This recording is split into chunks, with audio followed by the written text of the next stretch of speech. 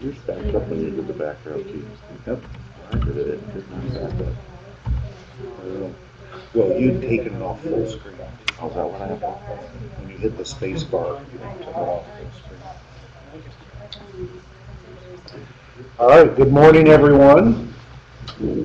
Lovely day in the spring, so to speak.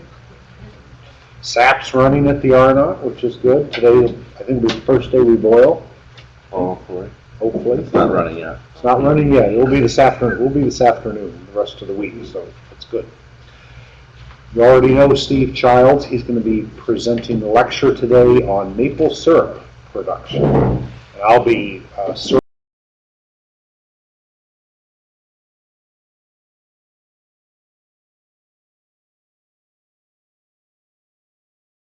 you have it. Steve, welcome. Anybody that's never tasted syrup? Everybody's had a little at some point?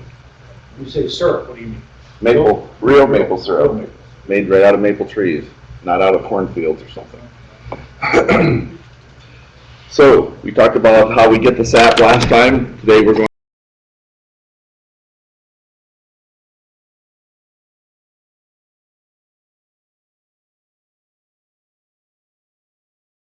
that we get as far as sap is concerned. It's typically to get somewhere between 7 and 25 gallons of sap per tap. 11 is actually about the state average, or just a little bit under 11 gallons. A lot of that's because they have the old systems, or a lot of places don't have vacuum. And then how much syrup are we going to make out of that much volume? Usually somewhere between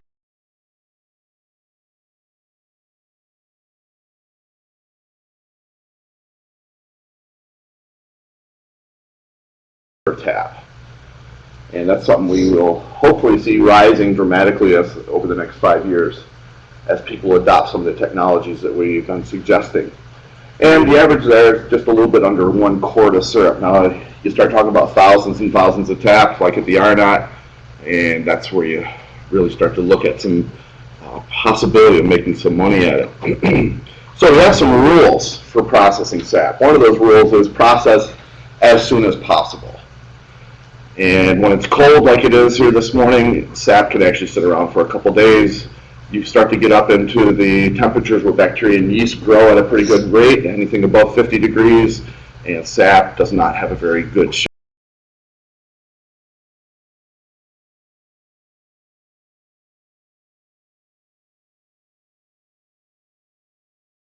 Just like water, late in the season, it's ugly, it doesn't smell as good. It gets a very milky look to it, and so processing as soon as possible becomes pretty critical at that point. And you want to keep that sap out of the sun. A lot of times if a tank that's holding sap waiting to be collected sits right in the sun, we'll see that warm up and deteriorate. And one of the things we don't want to do, when you realize what you're doing when you're making syrup, you're taking 40 gallons and concentrating it into one, or even more than 40 gallons. So there's a lot of things that you can concentrate. For instance, crane flies love to get in sap in a bucket. And if you don't filter those out, you could end up with hundreds and hundreds of crane flies boiled into your gallon of syrup. Think that might have some influence on flavor? Yeah, it can. One of the things that we have to be very careful about in maple is that we rinse, if we're going to wash, say, a holding tank or something, we have to rinse that really well. Why? Because a small residue concentrated 40 times becomes significant to the flavor and taste. A little bit of chlorine tastes very salty in maple syrup. I brought you some syrup samples today, but I should have brought one that I made myself a few years ago. I didn't want to go out and get my arch. It was way out in the snow, so I just built a fire on my wood grill in the backyard, put my pan of syrup on there. I didn't have that much to cook off, and I was using hemlock wood. Anybody that's ever burned hemlock realizes it has a very fragrant smoke. And that smoke was coming up, swirling over the pan. And when we got done cooking those 3 quarts of syrup, we haven't eaten it yet. It's now been in our possession for about 5 years, because it tastes like taking a piece of bark off a hemlock tree and putting it in your mouth and chewing it. It's just horrible flavor. And that's just because smoke was in contact with the sap throughout the cooking process. It got it got concentrated, and that flavor is really off. So cleaners, things like smoke or rainwater or insects, all those things, we don't want to concentrate those. So we tend to be really careful with how we concentrate. Now this is probably the old style of cooking syrup. There's actually still a few places around that do this in the backyard, or they'll set up some blocks and set a pan on top of that without a stack. And this is where you really can get some smoke flavor worked into your syrup. But there's a whole bunch of ways that small producers work with making syrup.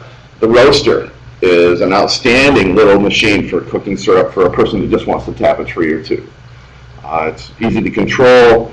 If you go to sleep and it burns on, that Teflon coating in there, you just reach in and it pulls out like a piece of leather. Stainless steel is not so. You'll spend hours and hours trying to scrub that clean. But a number of people would use a backyard grill to do some syrup. Any kind of stainless steel pan can be used to make it, or you can buy square pans. That's a picture right off of eBay where those square pans are available fairly cheap. But a lot of small producers would do what we call the batch method of making syrup. In the batch method, what you do is you just keep adding sap and cooking it away, adding sap, cooking it away, adding sap and cooking it away. You don't finish any syrup until you run out of sap. Then you let it cook down to syrup and you take it off. Now you can make high quality syrup by using the batch method, even though that's just cooking for hours and hours and hours, by keeping it dilute. If you let it become almost syrup and then you keep adding sap to it, you'll make a very dark, strong syrup. But if you keep it fairly dilute the whole time you're cooking, then you can make a high quality syrup that way. Now, this just shows some of the typical kind of equipment that a batcher would use. The turkey fryer is one that some people use. That's actually in my backyard. I did that in 2005 because I moved to Ithaca in 2004. I didn't have time to get any wood cut, and I said, oh, I'll try this turkey fryer thing. And it worked great. Every half hour or so, you go out, pour a little sap in, put an inch more sap in, and go away. Come back half an hour later, pour a little more in, and it made good quality syrup. It had one major drawback, and that's its energy efficiency. $50 worth of propane for every gallon of syrup I made on the turkey fryer. That was a little discouraging. And that didn't count the gas it took to run down to the gas station to fill the 30-pound can of propane back up. That was donated. Over here, for instance, we have a lasagna pan cooking on top of a stove. Now, a lot of people will just put a pan on top of a wood stove or something like that. It's very hard to get that past anything other than a simmer. You have to have your pan in contact with the fire to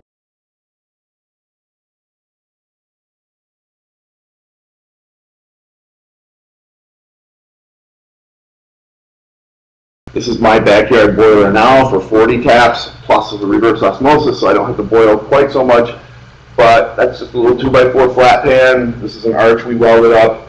And I just wanted to point out here this little stem on the side. That's actually key to my making maple syrup in my backyard, outside of my little reverse osmosis unit, because we put a squirrel cage fan in there. And we stack the wood so it blows right down that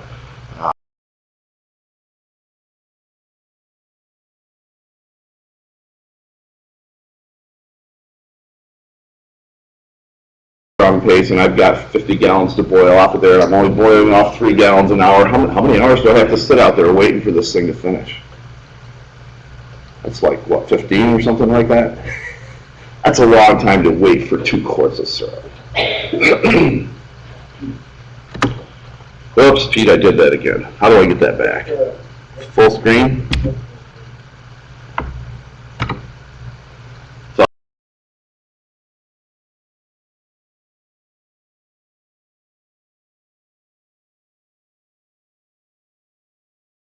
Commercially, and some people make them, but they are what we call a continuous flow.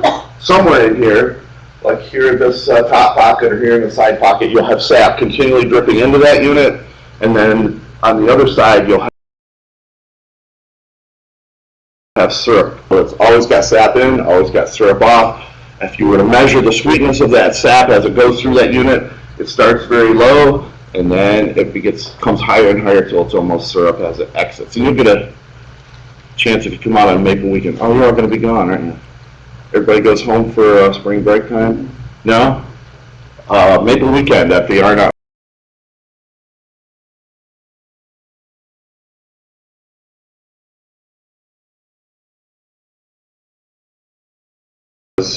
We use a lot of energy to make syrup, boiling away all that water to get down to it.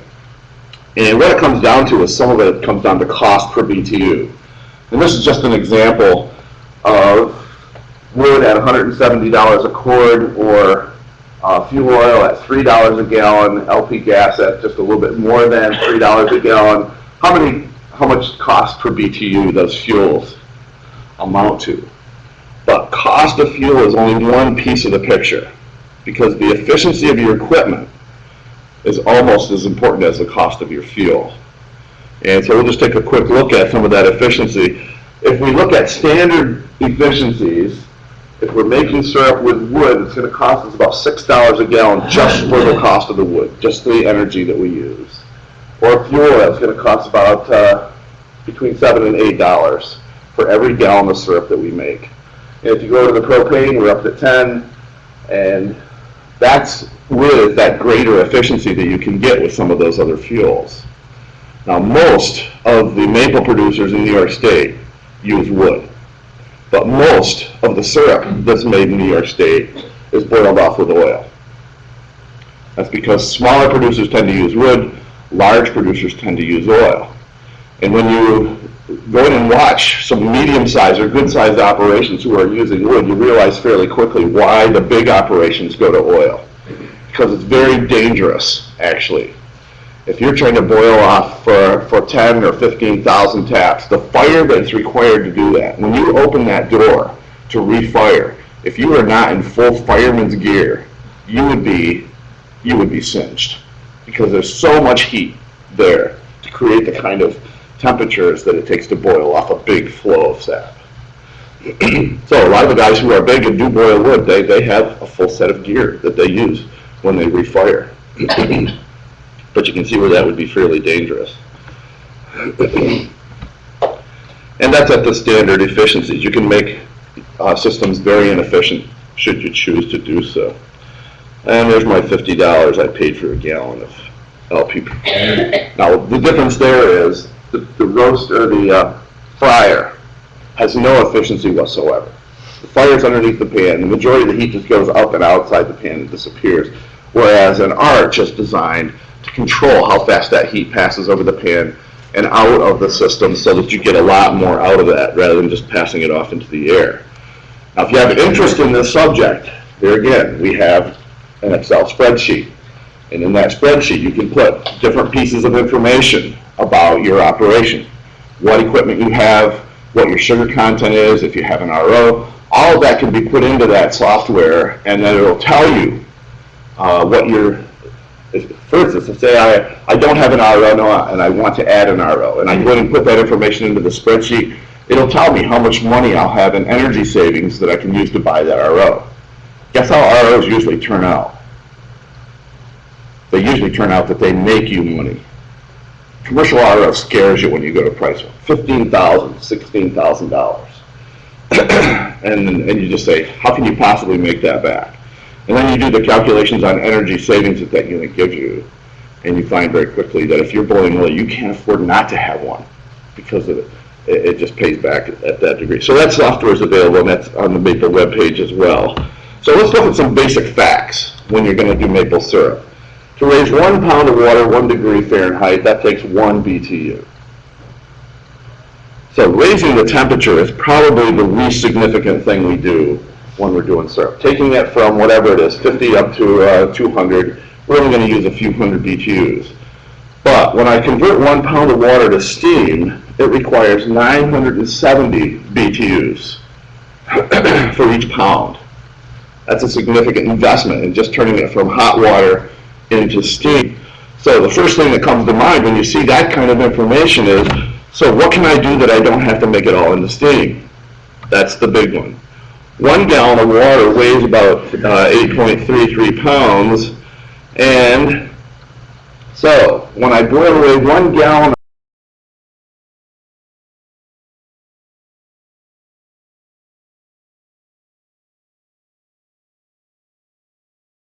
it would only take about 1,187 BTUs. So why don't people freeze it? Why not just freeze the sap and take the ice off? Wouldn't that make more sense? Wouldn't that be cheaper?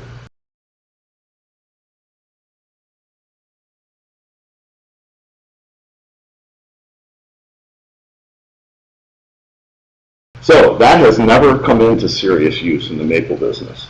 On the other hand, though, it takes 41 BTUs if you take a gallon of sap out with an RO. So you see the difference? 9,396, 41. The RO becomes very valuable as an energy saver. So here's our standard arch. You would see this almost anywhere. Used for cooking wood. You can tell wood it's using wood because it has the doors at the end of the arch where you put the wood in. And this type of unit operates usually at about 40% efficiency.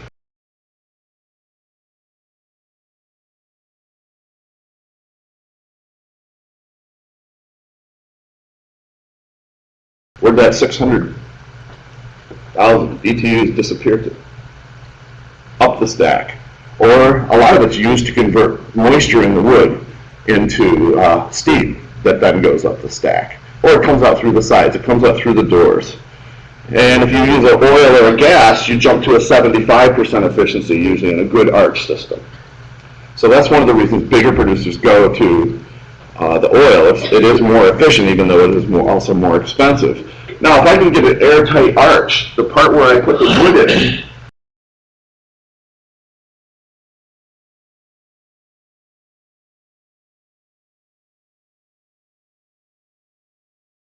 move to a airtight arch. And one of the other cheap things that a person can do is build a what we call a preheater. And all this is doing is you're letting cold sap through the steam that's being boiled off. And that steam condenses on these pipes, heats the sap before it actually goes into the evaporator. It's a very cheap, simple way to add about 15% efficiency. Because you're not actually converting it to steam, you're just getting some of that warm-up temperature. The BTUs that go into warm-up temperature into use. Now there's these units called piggybacks or steamaways. Anybody ever seen one? They sit right on top of your boiling pan, and they are a second pan. And what they do is they capture the steam and cause that steam. They do several things.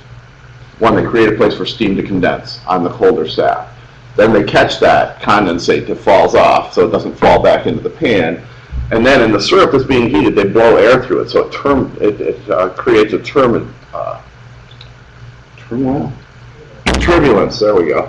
Turbulence in there that acts like boiling, and you can actually raise the sugar content up to 6 or 8% in that simply by capturing steam with this second pan.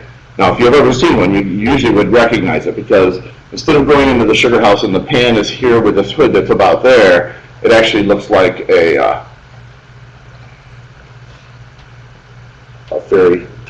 looks like the boiling pan is a tower, almost, because it'll stand as high as the ceiling or even a little bit higher. We used to have one at the Arnott Forest, but it had been made out of some cheap stainless steel, so it kept chipping off little bits, and then it would start to leak.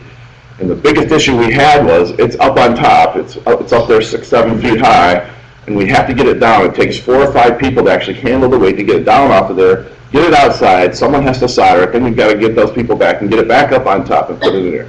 And that was a little turmoil for the Arnott, wasn't it, Pete? To find that many people to actually do this while the sap is all sitting there waiting for you to do it. So that's one of the downsides of putting stuff on top that's heavy and out of reach.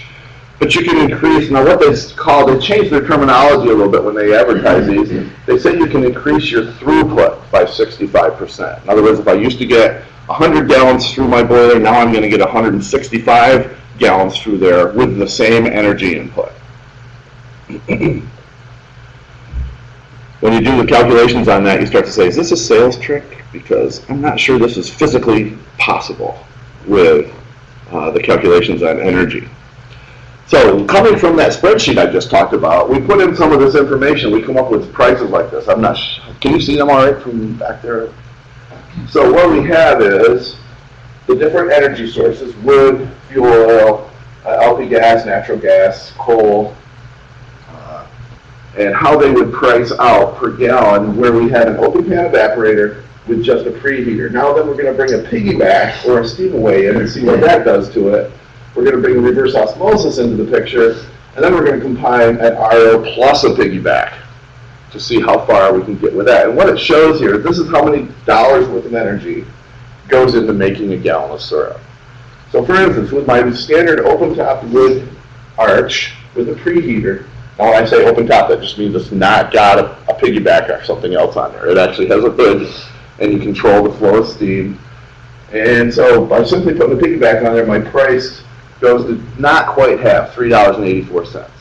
And if I put an RO on there, now all of a sudden it only costs me $1.52 per gallon of syrup produced to make that gallon of syrup energy cost. And if I combine the two, I can actually get that down to 94 cents. So that's a significant energy saving. The industry is moving very quickly towards all kinds of energy saving options. Or let's see, where else can we go? With fuel oil, for instance, I would go from about $10 of energy cost per gallon, where I would combine the two, I could get that down to $1.45. Now, why don't people just wholesale do this right now? Because there's almost always, there's a significant capital investment to move me up the line. If I go to a piggyback or steam away, that's going to cost an average 5,000 tap operation about $12,000 to $15,000. If I move up to an RO, it's going to be about the same cost. If I move up to a piggyback across an RO, I'm investing $30,000 to $40,000 in order to get that energy saving. And that's where you put it in the spreadsheet, it tells you, for my operation, does this make sense?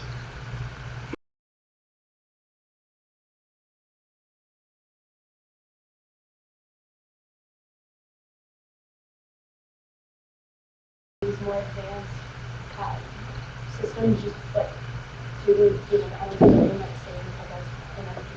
The USDA has a program for agriculture energy savings that a producer can apply for and get 25% of the improvement funded.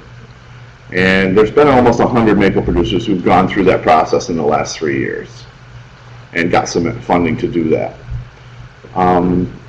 The thing that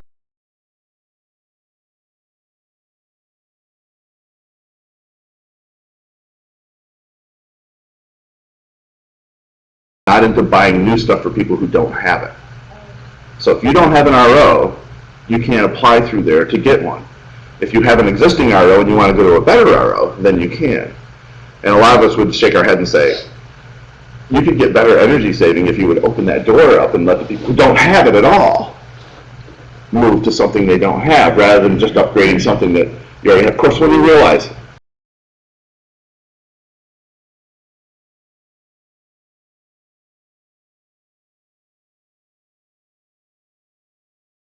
and pans and stuff like that, this stuff is not just disappearing. It gets moved down the line. And something has to be in pretty bad shape before there's no one out there who says, I can't use this.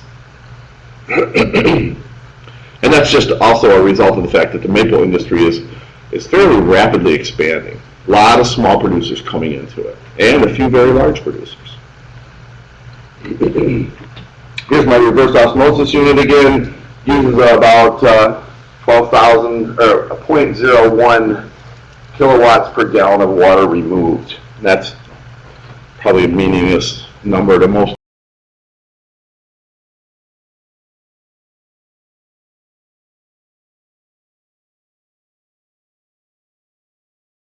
Created by making a polymer. You've taken organic chemistry to understand polymers, but they make these sheet polymers. And in that sheet polymer, there are holes of specific sizes, depending on what the materials are and how they're formed. But what they do is they make a polymer that will allow water to pass through, but not sugar. The sizes of the holes in the polymer are such that a water molecule passes through, a sugar molecule does not. So you put sap under pressure against this membrane, and then it'll push water to the far side of the membrane, and then the sugar concentrates and stays on the near side of the membrane. So it's really very simple. Now, there's a lot of things you can't do with membranes. One of them is you put any chlorinated water through this, it burns that polymer, and it will no longer function. If you let it freeze, it rips the holes in the membrane, and it doesn't function anymore. So there's a number of things that maple producers have to do to make sure they protect these things. But that's basically what an RO unit does. Just squeezes water through a membrane, through a polymer. How often does the membrane need to be changed? Does it get clogged with like other pollutants and stuff? It does get clogged, and people want to make really sure that they filter all that sap, the junk out of the sap, really well before it goes to through the membrane. Okay. That's where I talked last time about how they filter sap with like pool filters and things like that. That's their attempt to make everything as clean as possible.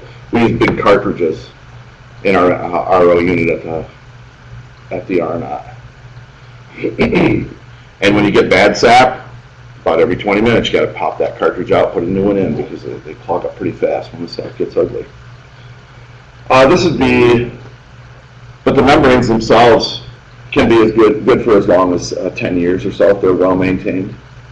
We had one at the RNOT for 6 years, and then we've traded that off to upgrade, because you gradually lose capacity going through it when it gets older and plugs up some. This is sort of a standard arch that you might see, and of course you have your heat source, wood or oil, and you have your sides that are a place where you lose heat, and you have the pan itself cooking away, which has exposure on its sides, and then you have the stack, the heat that goes up the stack. And if we were to look at this a little bit analytically, the stack, if you can keep that under 500 degrees, you're operating pretty efficiently. But there's a negative side to this, and this is where energy efficiency and throughput efficiency have this horrible conflict. One is, how long do I want to wait for it to boil? Right? Can I get 100 gallons off of that an hour, or can I get 200 gallons boiled off of that an hour? So if you throw energy efficiency away, you can really bump your throughput. You put stack temperatures up to 1,1500 degrees, that stuff's boiling like crazy. But your energy efficiency just went out the window. So there's always this pull. Do I want to be energy efficient, or do I want to be time and effort efficient? And we tend to encourage people to push towards the energy efficiency side.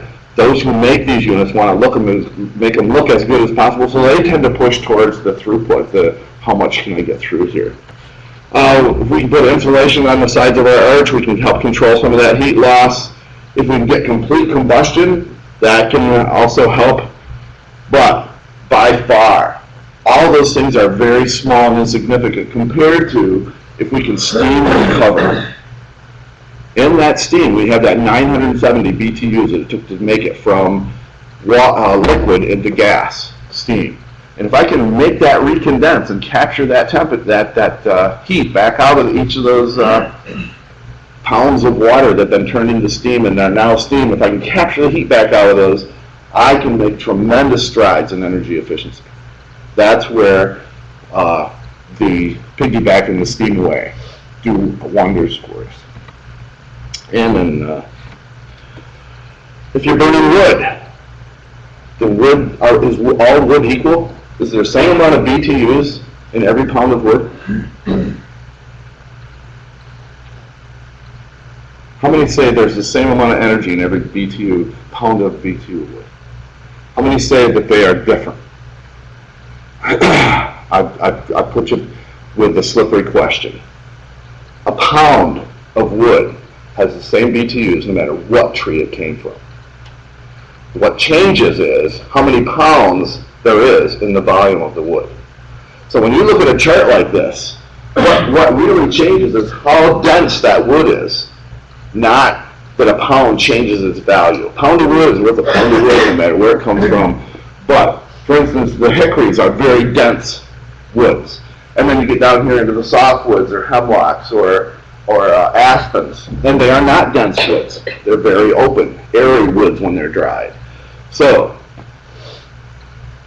if you're handling wood, of course, these low-density woods take more effort, more time, more space, more cutting. All that goes into that. For instance, a 12,000 BTU wood versus a 24 million BTU wood, you have to cut twice as much of this and handle twice as much of this. So that's another efficiency that comes into it. What kind of wood is available to you, and what efficiency can you operate that with? Now, what's the advantage of cutting down here? You see a lot of high value woods down here, aspen, red pine, hemlock, silver maple. Get big bucks for those? No. What do they do to your woods? They clog up your woods with low value wood. So, one of the great things about burning wood as a maple producer is you can cut out what we would call your low value or your poor grade. And that's what you get rid of as fuel wood. And you save your high value woods so that it can be sold as timber or other practical uses. Other valuable uses, maybe I should say. Now here's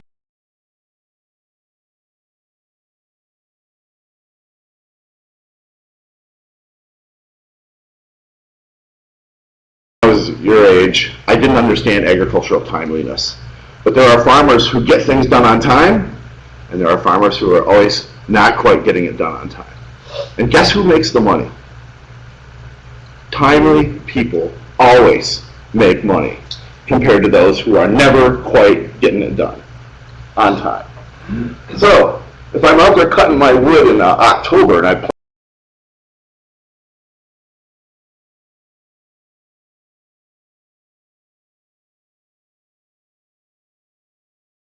the scale. So the untimely wood cutter comes in with his 35% moisture wood. What is the efficiency of his operation as he's boiling that wood? Only 34%. Or if I'm really green, 27%. As opposed to the one who got it cut in time, it's dried, maybe you're even a full year ahead, so you're less than 25%. All of a sudden my efficiency's out here between 50 and 60. All simply due to when you got the wood cut and how you handle it and whether you got it dry. So, if I'm operating at 27 efficiency versus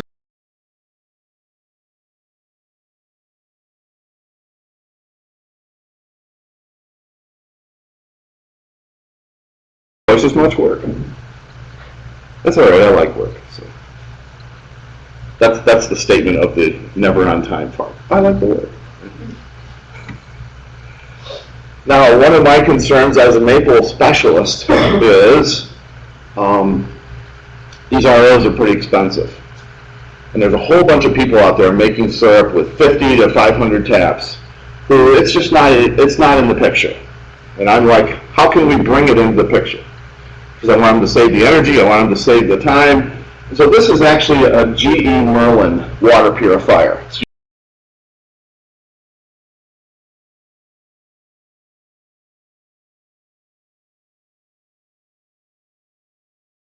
$59.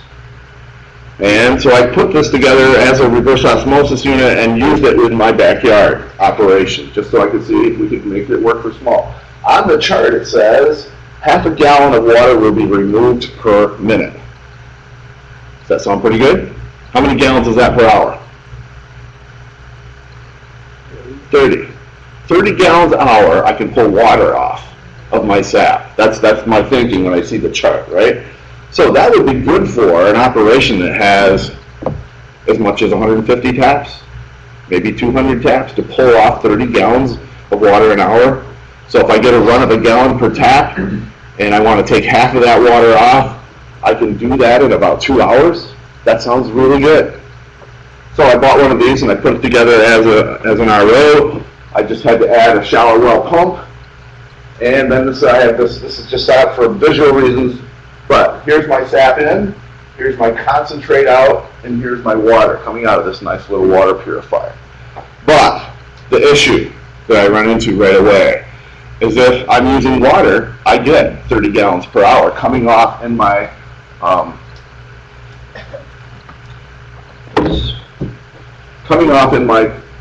permeate, we call it, the water that's just pure. But when I put 2% sap against those membranes, that rate drops from 30 gallons an hour down to about 4.5 gallons per hour. Now, what am I good for? I'm good for about 40 taps. If I get much bigger than that, it will help me, but it's not going to do half the job for me, which was kind of my goal. So what's the advantage of this for a person with 50 taps? When I don't use this unit, it takes me about 8 hours to boil away a normal run of about 45 to 50 gallons.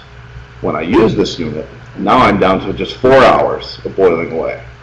So, if I didn't have it, I would go to bed at about 3 o'clock in the morning, expected to get up and go to work at about 7. If I have it, I get to go to bed at 11, and I can get up and go to a normal work the next day. Because I get home from work at about 4 o'clock, and you got to get all this done. So is that an advantage to the guys that want to make syrup in the backyard? That's a tremendous advantage. If it didn't save me 1 dime of energy, it saves me that time. But at the same time, when I use this unit, half of my energy does not need to be used. It takes half the water out, and so we've done that research now for 4 years. Those membranes have been good for 4 years, and just very simple and easy to use. This year we're working on a bigger model for the bigger guys. And what's always disgusting is, after I did 4 years of research on this, I went to look up what the current price is, because I had a lot of people interested in it, and found out that GE had stopped making them. They went to a new unit called the Evolution, which they charge another couple $100 for. It's a little more efficient, but I guess they thought that it was time for a change or something, I don't know. But a lot of people get interested, and then all of a sudden it's gone. But all it is, you can see it's just a plastic holder unit for the membranes. So what I'm working on this year is how can we make our own holding units or buy holding units and buy membranes so we can just make our own. And yes?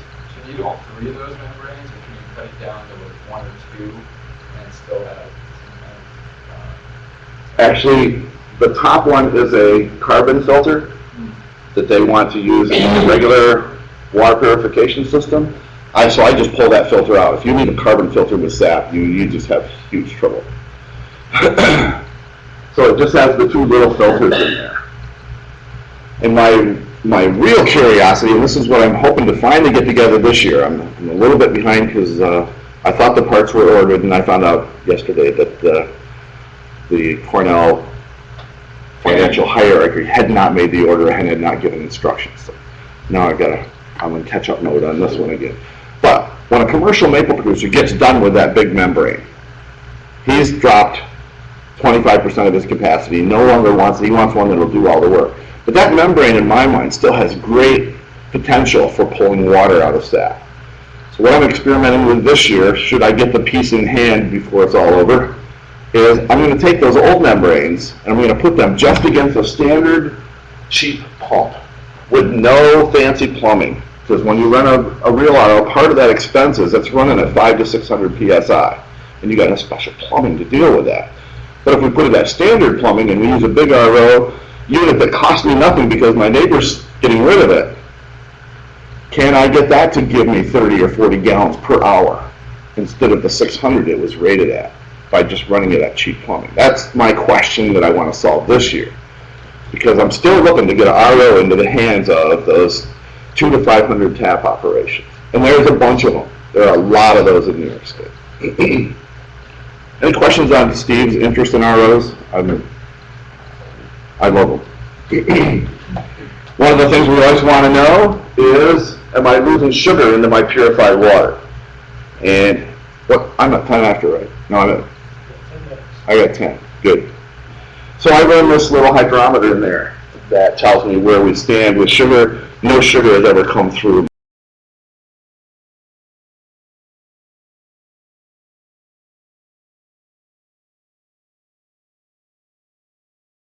And if I put pressure against that, I can raise my sugar content higher. So I can get 20 gallons coming out my concentrate, but if I tighten the valve down so I'm only getting 5, then my sugar content that was at 3 back at this part of the graph now comes up to be almost 5%.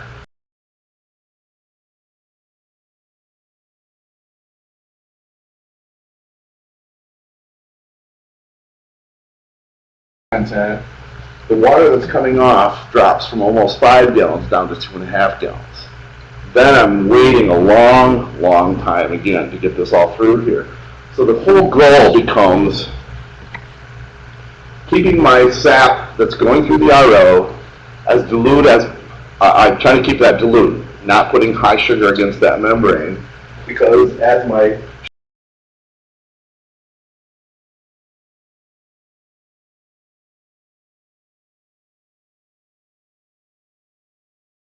that reverse osmosis unit. So, skipping on past this whole energy issue of making maple syrup, which, as I say, is huge in both cost and savings. When is it syrup? How do you know? Boiling away, boiling away. Some guys say they can put a dipper in there and watch it drip off the dipper and they know when it's syrup. I'm not even close to understanding that.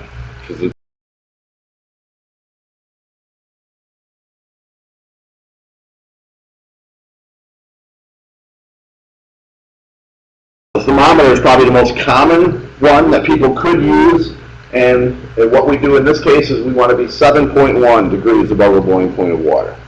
And I believe that's written in the basic handout. Do they have that in their possession, the beginners? They have the manual. Oh, they have the manual. Whoa, All that temperatures. that's a lot of information.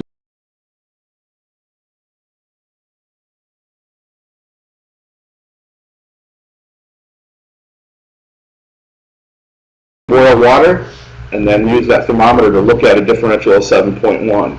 Contrary to common belief, if you stick 4 thermometers or 5 thermometers in a boiling pot of water, how many of them say the same thing? Usually, maybe 1 or 2 will agree, and the rest are all over the board, off by as much as 2 degrees.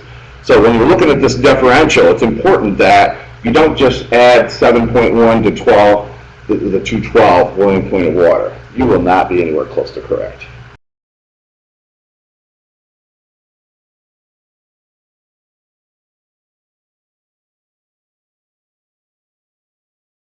.9 degrees. So what a maple producer can do is he can take temperature of boiling sap. The fresh sap that comes in, once that reaches the boil, that's essentially the same as the boiling point of water. That low sugar content does not throw you off by any huge amount. Now, if you use a thermometer and you're off by a full degree, a degree above and a degree below, then I would only get a 63.4 if I'm a degree low. That's sure to make you moldy syrup unless you store it in a totally septic way. Or if you like a temperature a degree too high, you get 68.3. At 68.3, we get this crystallization thing going on in stored syrups. Crystals just fall out. Hydrometer is probably the next most common way that's done, and I brought one of those along. If you've never seen one, we can pass it around. They are very tender glass items. There are 2 red lines on there, and this is a flotation device. As the syrup thickens, you put it in the can that you do the reading, and as the syrup thickens over time, it pushes that up until you see the red line. Once you see the red line, you have syrup, and you go ahead and finish it. So it's very simple for people to work with. The red line, actually, because these are made in Vermont or in Canada, represents 66.8, not just 66. And then a refractometer, I bought one and I stuck some syrup in it, but I see the last time I was at a workshop, it did not get washed properly. Oh, okay, there is a line in there. So you can take a look through that. You have to sort of hold it towards the light and you look up as you look in. And there's a place where the shade crosses the scale. That's another way of telling when you have syrup. You can also use that hydrometer. The lower red line is for cold testing syrup, and most people don't use it for that. They use it for hot testing. And then if you use it for cold testing, you have to make an adjustment based on the temperature of the syrup that you're using. This is what you get if you make your syrup too thick. This is the bottom of the jug. You pour all the syrup out. The jug still weighs up pretty good, and you say, that's got a lot of sugar left in it. And we want to filter our syrup, typically through the Arnott. We have a filter press or a bed filter or a cone filter. And this would be a typical paper filter that you would see. That would be a typical bed filter where you have a felt underneath and you have a paper filter. The paper separates out some of the junky stuff, and then the felt takes out sugar sand. Sugar sand happens when you make syrup. It's the calcium, the phosphorus, the less soluble minerals. Once you get so much sugar in there that's more soluble, these other ones tend to fall out of solution. Yeah? Is one of the bed filters keep a lot of the syrup in the actual filter? There's significant syrup in there, and what most producers would do is rinse that in water and then reboil that water. try to saving it. Now when we fill containers, it's kind of important that we fill them at 180 degrees. Once they're full, at 180 degrees, you turn them on their side. Now this is just my backyard kind of illustration, but even made commercial operations, they would fill it at 180 degrees and then rotate the container so that all the insides are scalded with 180 degrees. Then syrup is shelf stable pretty much permanently. At 11? Or am I over time? Okay. There's a couple of regulations that go with making maple syrup. One of those is the label law, and in the label law, it simply says, it has to say maple syrup on it someplace, you have to have your name and address, it has to give a net contents, what is the weight.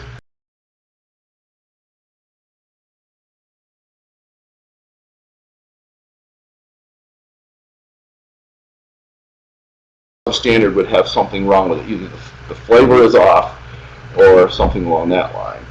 And then there's this issue of light, medium, and dark. They're called classifications. You're not required by law to put those classifications on a syrup, and what I have here is just the test kit for that.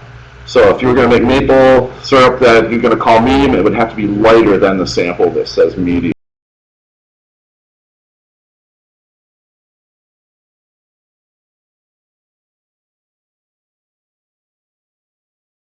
You can buy cheaply, and then just this whole thing of maple, you can make maple into so many other products. And I understand that late in the year we're going to have a lab where we make some of those products and you get a chance to see how they're made and how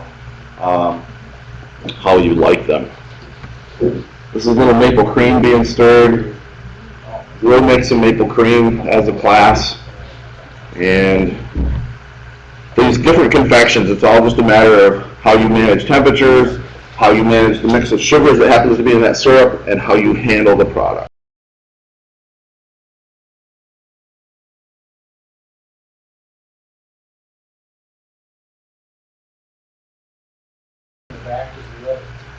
Front is one and the back is the other. So take a sample of those. Tell Pete which one you like best. I'll record that as part of We'll record that as part of the lab. One of them is pure maple syrup, the other is table syrup. Yes, Topps table syrup. So take your sample and you're ready to go. Thank you.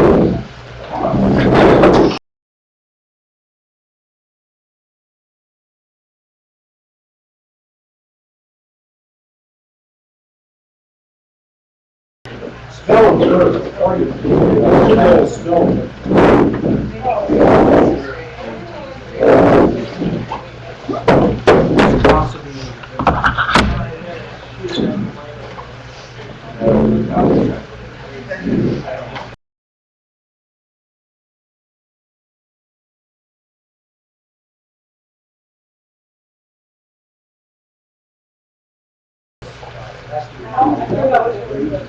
The texture. Yeah. But this one is more like answer my literally.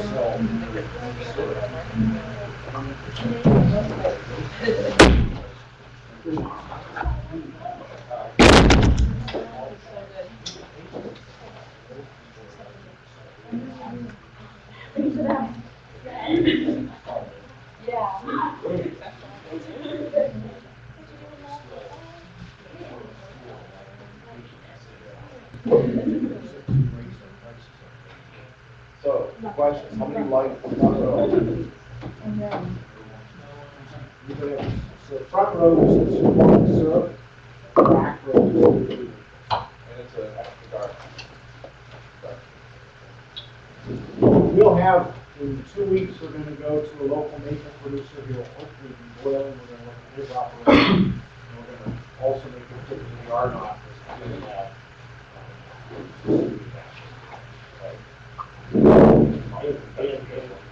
There's still at least 2 or 3 more maple syrup.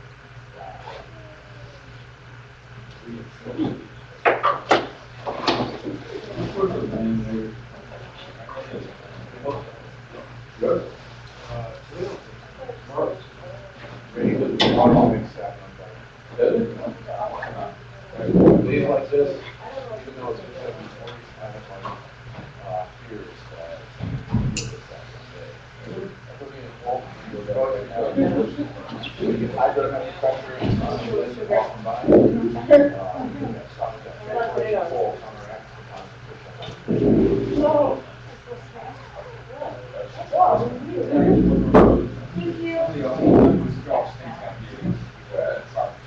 All the day, one day I have to go in the rain, go back, and probably not. Just put new bags in. Oh, do you want to run back? Oh, yeah, actually, mine. Yeah. Okay. Like seriously, person. Where's those clothes out? I have a lot of those. Yeah. The one else. There's a couple covers. Yeah. It's not more. Yeah, I want to take. I just feel I would.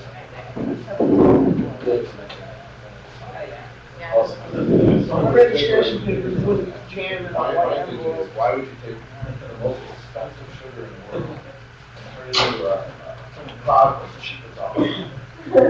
Cheap. Oh, it's expensive. Buy alcohol for $2 a can. So, You're talking about, lab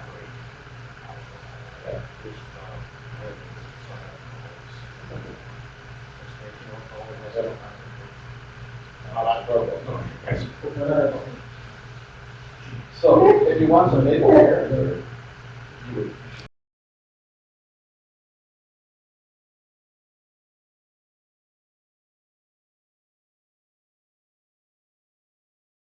And then you can still it. You get no maple. Oh, really? Well, it's like wine. Wine is very good.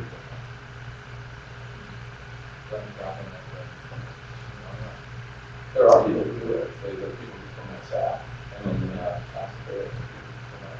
Factories and syrup. My reaction is. Every year the Argonne donates 30 gallons of sack. Oh, they make oil. It's got full sacks of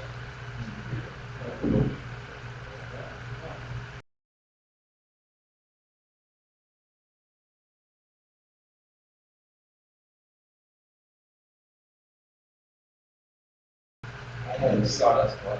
Yeah. I have a maple coffee. You have syrup or something like that.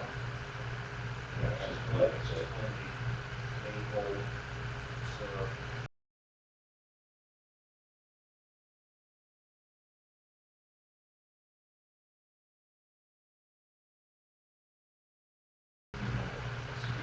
Or something. It's a good summer. Yeah, it sounds It's sort of summer. good. Taste it. If you like it.